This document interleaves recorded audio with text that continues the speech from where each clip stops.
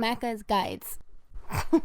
Hey everyone, Macca here playing Avowed, and in this video I'm going to show you all 12 of the treasure map locations so that you can grab this loot quickly and easily, unlocking the Pathfinder achievement, as well as grabbing all of the loot necessary to complete this side quest, and you'll get a bunch of items along this quest that you can either sell or use in your playthrough. Treasure maps can be either bought from vendors or found in the open world, but an interesting fact is that you don't actually need the treasure maps to find the treasures, and you'll still complete the side quest. So you can just follow this video, grab all of the treasures, and save yourself a bunch of time and in-game currency.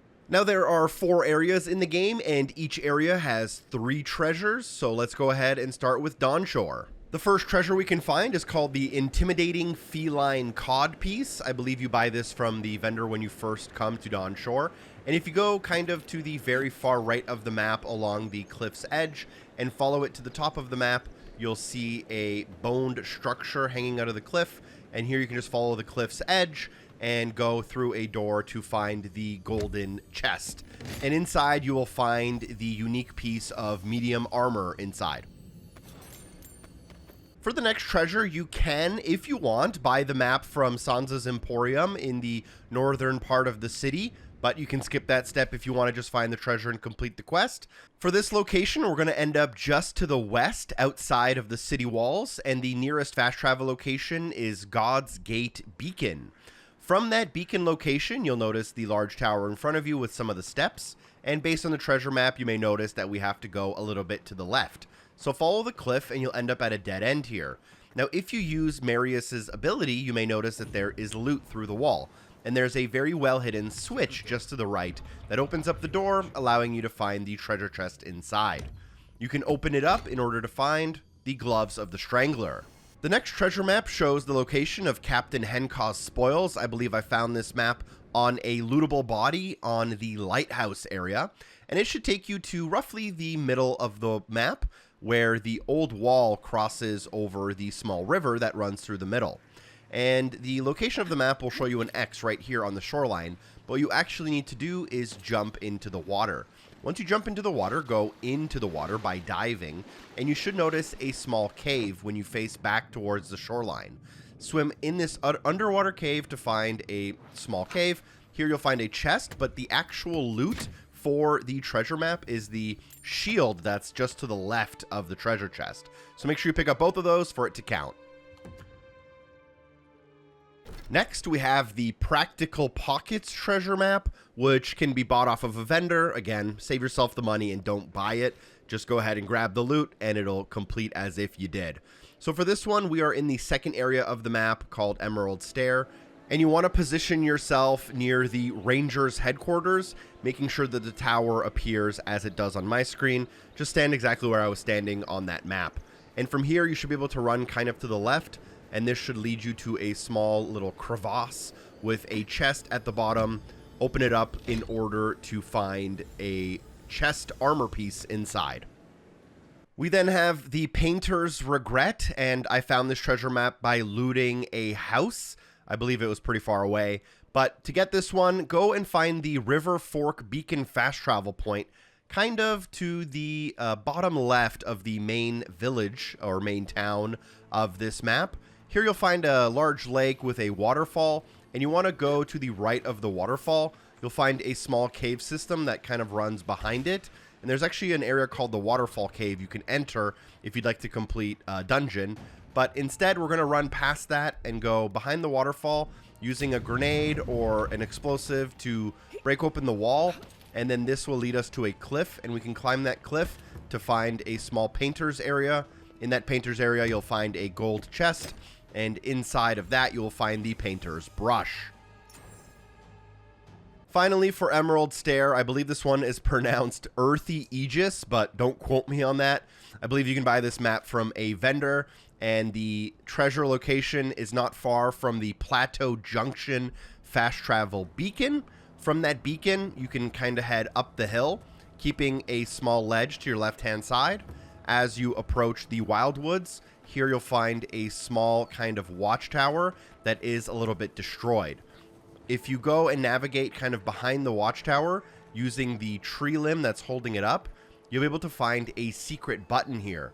And you can press that button. It's a little bit hard to actually get the game to register that you're looking at the button, but click that button in order to open up the door and then go inside and loot the chest. I forget what you find in the sarcophagus here, but let's figure it out together. You will loot an item called the Nature's Ward. It's a shield. Moving on to Shatterscarp, we'll do the Robe of the Arcane Cheater, and this one is located kind of where you begin the area, near the ancient lake bed to the left of the map. And there's a small little puddle of water, and here you can find a bounty with a mini-boss that has a very cool name. If you face the boss, let me know what you think. But if you're standing here at this kind of crater, go up the ramp on the left, hook around to the right, and drop down onto the ledge that is kind of covered with these corals. And then down in here, there's a tiny hole with a treasure chest.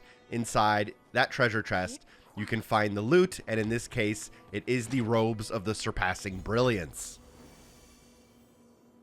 The next treasure map is for Seafarer's Boots. Make sure you watch this whole clip until the end, because there's kind of two pieces of treasure that are in kind of separate locations, but we are in the Sulfur Mines base camp near the top left corner of the map, and at the edge of one of these kind of small outlets of sulfur water, you'll find a natural rock bridge that crosses, and here you can find the two pieces of loot. Enter the cave to the right using your sword, and then you will need Yahtzli's Dispel of Illusion to find the chest behind this kind of fake rock.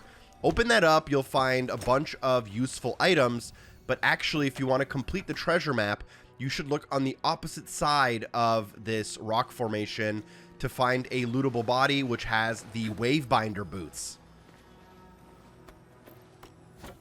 We'll go for Dead Man's Mail first. I found this treasure map off of a lootable body in a small little tent camp.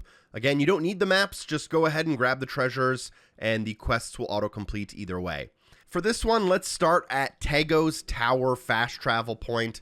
Look at the tower directly in front of you from that fast travel point, and then turn around and look over your right shoulder. And diagonally across, you'll find a small little broken down wall that you can use as a ramp to climb up.